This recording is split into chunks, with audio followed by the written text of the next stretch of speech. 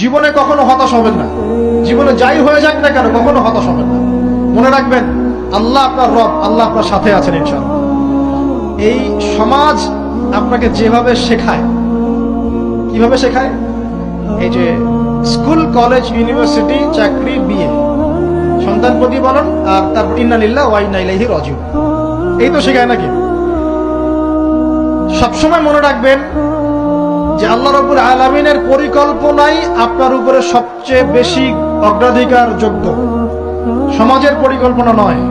পরিবার আপনাকে চাপ দিচ্ছে, চাকরি পাস না, পড়াশোনা করিস না, হ্যাঁ পড়াশোনায় কেন তুই 80 নম্বর পাইলি না, কেন চান্স পেলি না, কবে চাকরি পাবি, কবে আমাদেরকে দেখবি, খাওয়াবি, পড়াবি, এই যে চাপগুলো চারপাশ থেকে আসে কিনা?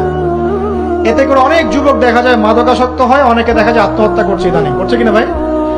এই শব্দটা থেকে আমি এই পয়েন্টটা আজকে লিখেছিলাম যে